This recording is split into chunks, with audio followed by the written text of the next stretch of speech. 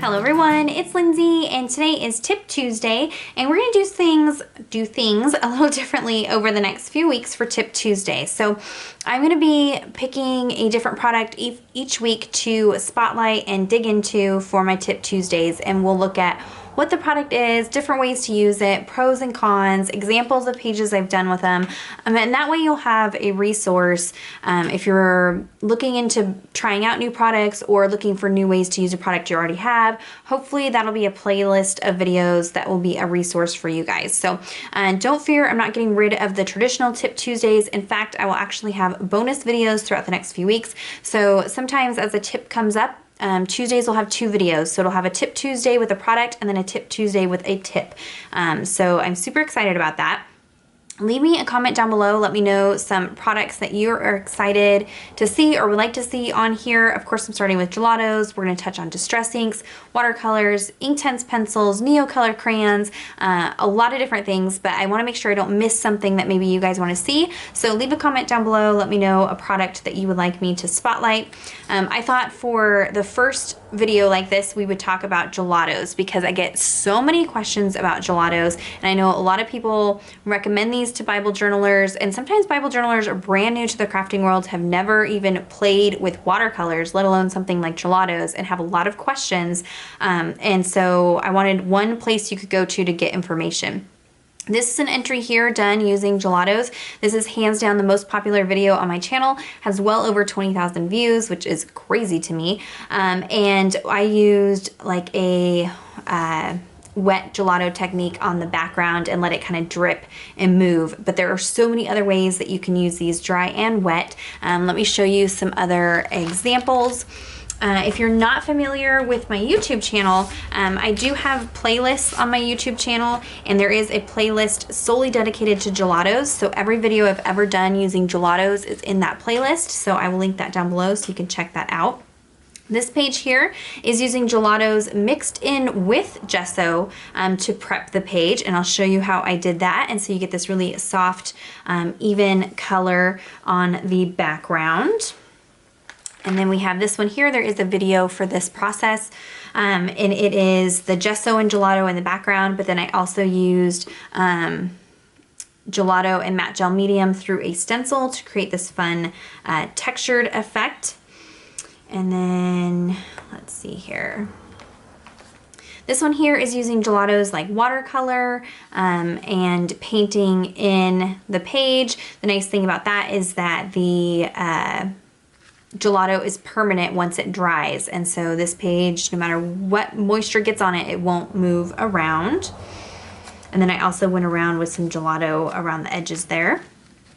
This is using gelatos dry and blending them together on the page, so no moisture at all. Same thing over here. I used gelatos on the back of vellum dry to color vellum. Vellum's kind of difficult to work with. There aren't a lot of mediums that you can use on it without it crinkling and wrinkling and getting all gross, but gelatos are one thing that you can use on them. And I think I have some other gelato and vellum videos on my channel that you can check out. So let's dive in and kind of show you some different ways to use them and just talk about them.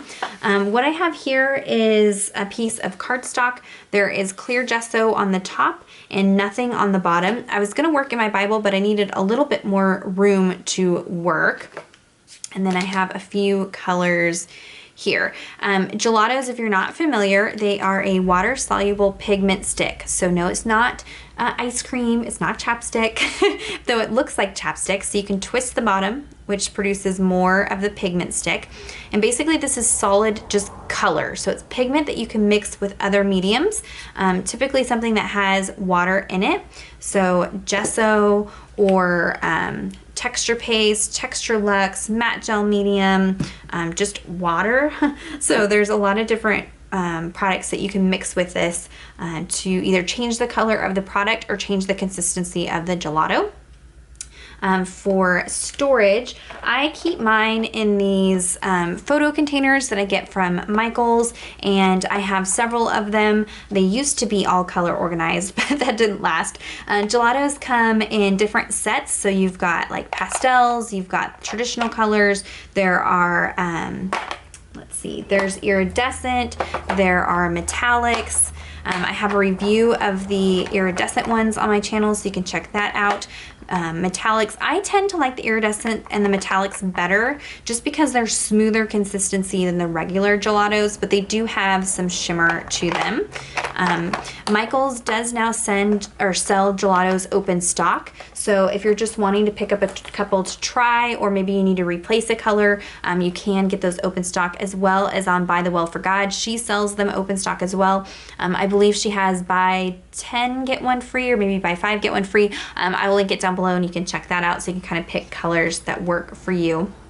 So let's kind of play around and talk about the different ways that you can use these. I'm gonna go kind of quickly, so if there's a technique that you wanna see, pause, rewind, go over it. I'm not gonna do anything elaborate, but I don't want this video 30 minutes long either. So the easiest way to use these is dry. So just from the stick onto your page. Again, this is clear gesso up here and there's no gesso down here. And I wanna show you the difference between using gesso and not using gesso. I'm gonna add a little bit of this. Gelatos do not bleed through your Bible pages at all, so you don't need to page prep to avoid bleed through, but gelatos just work a little better over gesso than they do not prepped. So you can just take your dry finger and blend the pigment together, and just the warmth from your finger and the oils in your finger will activate that pigment.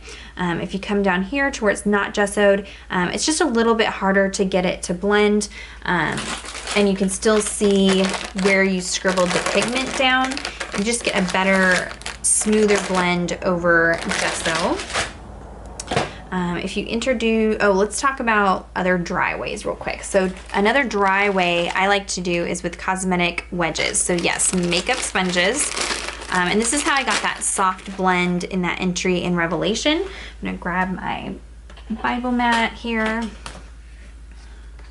So I have found the easiest way is to scribble some pigment down onto my Bible mat or a paper plate, something like that. You can see these are just really dry and kind of make a mess, so just beware. And then I can take that sponge and then pick up the color on my sponge, and then I can blend it onto my page dry. So if you're not wanting to go in there and like scribble and use your finger, you can do that with the makeup sponge and you get a much smoother dry blend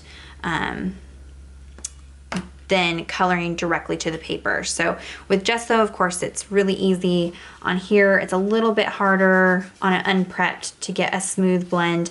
Bible pages do have a little bit of a coating to them, so you are able to get it fairly smooth, but you just wanna make sure you don't have any chunks. If you have dry chunks of pigment, it will transfer to the other page and make a huge mess. So you do wanna make sure that you blend it completely in.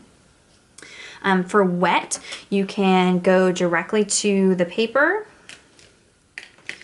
and then activate it either by going in with a baby wipe or just getting your finger damp with the baby wipe and then blending it.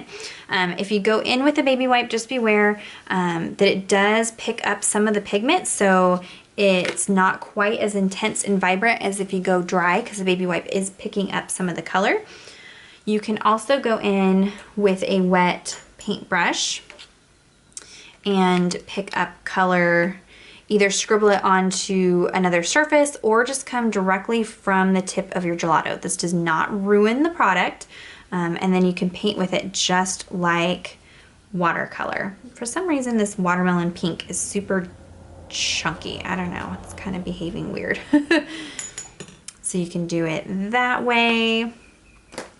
Let's see, another dry way. I get a lot of questions about how to use gelatos to color in small areas. So let's say you have a stamped image, you love using gelatos, but you just can't get in there with that big stick. And so Fantastics are great for that. I think I have a video showing how to use these.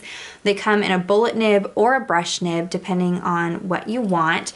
And you can use these to pick up pigment and then color it into an area. So you can either pick up directly from the end of the gelato or work from another surface here. I'm just gonna coat that and then color it into an area. It does take a little fussing because it runs out. It's not like a marker where it holds tons of pigment. So you just go till the pigment's running out and then you can just pick up some more pigment. So you can work in a smaller area. Fantastic, so you just have to kind of color out until there's no more color. You can wipe it off on a baby wipe. It will stain the end of these, but they'll still work fine to go in between colors. So these are great. I use these for distress inks, for dye inks, for gelatos. These are a great tool to have in your craft room. Okay, let's talk about stencils. So if you're wanting to use gelatos through a stencil, now I wouldn't go through and just like scribble directly through the stencil. You're gonna get weird chunky stuff and that's not gonna be good. So you do want to use something else to take it to there. So let me grab a paper towel real quick. Okay, so I can scribble some out here. And I can either go in with a paper towel and pick up dry pigment and then apply it through the stencil, or you could use one of those makeup sponges to pick it up and pounce it through the stencil, and that gives you a really soft, dry look. I know a lot of people don't like to add moisture to the Bible pages, or you can use a baby wipe and pick that pigment up and then go through your stencil that way. I just find they're a little bit easier when you activate them with water, and then you can see that look there. A baby wipe really isn't introducing that much moisture, so it's not gonna make too much of a mess. Another way you may not have thought of with stencils is you can actually, let's say, color some down onto your page. I like to kind of buff it out a little bit and smooth it, and then lay your stencil over that, and then use a baby wipe and then just rub your baby wipe through the stencil. It doesn't really look like it's doing much, but the magic is revealed when you lift the stencil. This is always the oh wow moment at all my workshops. Pull that up, and then you have this tone on tone, soft ghosting effect. If you do this over gesso, you get even more intense white areas because it picks all the pigment up. If you do it on non-prep pages, then it just stays kind of soft, but that's really a fun way to use these. And like I said, once it's been activated with some kind of moisture and then dries, it is permanent. I don't know, I haven't tested going dry and letting it cure and then seeing if I can reactivate it. Some people say it's permanent, but I just haven't tried that, so I'm not sure. I just know for sure once it's wet and then dries, it goes permanent. Now let's talk about mixing it with other products. So you can mix it with your gesso, texture paste if you want some texture.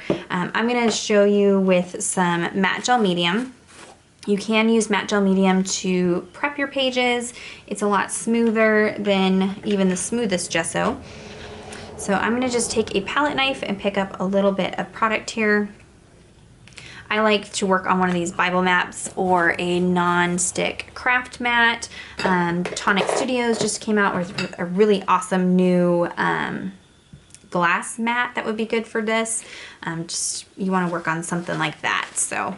And then you're going to just cut off a little bit of this pigment. Don't worry, you're not gonna hurt it. It's meant to be used this way. And then you want to blend that pigment in with your, this is matte gel medium, but whatever you're using, you just wanna blend it really well to get all those chunks gone. You want it nice and smooth.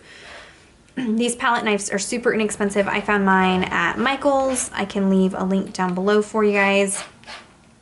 They're great for this kind of mixing and then applying things through a stencil. So now I've got this yellow colored paste.